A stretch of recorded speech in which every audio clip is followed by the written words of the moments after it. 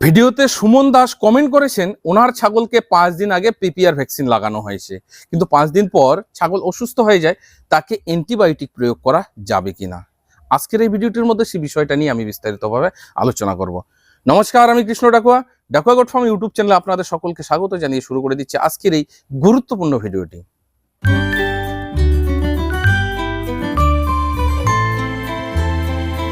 এই ঘটনাটি অনেক খামারিদের ক্ষেত্রেই ঘটে। দেখা গেল ছাগলকে 1 সপ্তাহ আগে ভ্যাকসিন করা হলো, কিন্তু এরপরেই ছাগল অসুস্থ হয়ে গেল। হঠাৎ করে আবহাওয়ার পরিবর্তন ঘটলো বা অন্য কোনোভাবে অসুস্থ হয়ে গেল, এমন অসুস্থ হলো যাকে অ্যান্টিবায়োটিক প্রয়োগ করাটা জরুরি।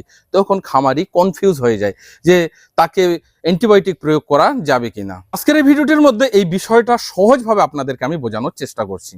একজন নতুন ছাগল খামারি বা নতুন করে ছাগলের খামার শুরু করতে চান, কোথাও গিয়ে থেকে প্রশিক্ষণ নেওয়ার সময় আপনার নেই, কিন্তু নিজের বাড়িতে বসে শিখতে চাইছেন, তাহলে আমাদের ছাগল খামারের বন্ধু বইটি সংগ্রহ করুন। এই বইটির মধ্যে আধুনিকভাবে ছাগল পালনের সম্পূর্ণ পদ্ধতি এবং ছাগলের সচরাচর হওয়া 62টি রোগের প্রাথমিক চিকিৎসা তুলে ধরা হয়েছে, অ্যালোপ্যাথিক, হোমিওপ্যাথি এবং আয়ুর্বেদিক। যদি এই বইটি সংগ্রহ করতে চান, স্ক্রিনে দেওয়া নম্বরে যোগাযোগ করে বইটি অর্ডার করতে পারেন। যদি আপনার ছাগলকে পিপিআর ভ্যাকসিন লাগানো থাকে, এরপরে আপনার ছাগল অসুস্থ হয়ে গেল, যদি প্রয়োজন অনুসারে তাকে অ্যান্টিবায়োটিক প্রয়োগ করতে হতে পারে, তো অবশ্যই প্রয়োগ করতে পারবেন। কারণ পিপিআর ভ্যাকসিন হলো লাইভ অ্যাটেনুয়েটেড ভাইরাস ভ্যাকসিন, আর আপনি যে অ্যান্টিবায়োটিক প্রয়োগ করবেন সেটা কিন্তু ভাইরাসের বিরুদ্ধে কাজ করে না, সেটা ব্যাকটেরিয়ার বিরুদ্ধে কাজ করে।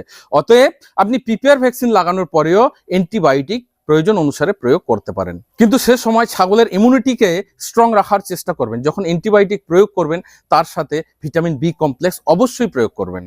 তবে খামারিদেরকে একটা কথা মাথায় রাখতে হবে, যখন আপনি আপনার ছাগলকে ভ্যাকসিনেশন করবেন, ভ্যাকসিনেশনের আগেই ডিওয়ার্মিং করানোটা জরুরি। ডিওয়ার্মিং করানোর পর তাকে লিভার টনিক এবং কিছু ভিটামিন সাপ্লিমেন্ট দিতে পারেন। কারণ যদি অসুস্থ থাকাকালীন বা শরীর কমজোর থাকাকালীন আপনি ভ্যাকসিন প্রয়োগ করেন, এই ভ্যাকসিনেশনের কারণেই কিন্তু ছাগলটি পরবর্তীতে অসুস্থ হয়ে যায়, দুর্বল হয়ে যায়। এর জন্য আগে থেকেই ছাগলটিকে সুস্থ করুন, স্ট্রং করুন, এরপরেই ভ্যাকসিন প্রয়োগ করুন।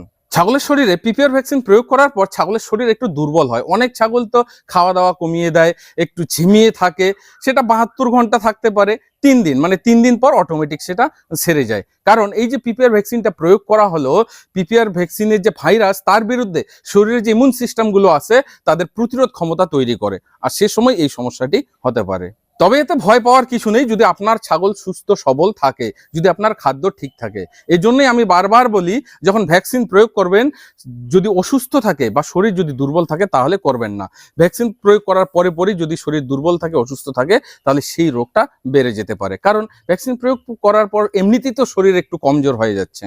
প্রিয় দর্শক বন্ধুরা, কেমন লাগলো আমার আজকের এই ভিডিওটি অবশ্যই কমেন্ট বক্সে কমেন্ট করে জানাবেন। যদি আরো কোনো বিষয়ের উপর ভিডিও দেখতে চান, সেটাও কমেন্টে লিখবেন, আমি অবশ্যই চেষ্টা করবো এইভাবে ভিডিও আকারে কমেন্টের উত্তর দেওয়ার জন্য। আজকের ভিডিওতে এখানে বিদায় নিয়ে নিচ্ছি। আপনারা সকলে ভালো থাকুন, সুস্থ থাকুন। জয় হিন্দ, জয় ভারত।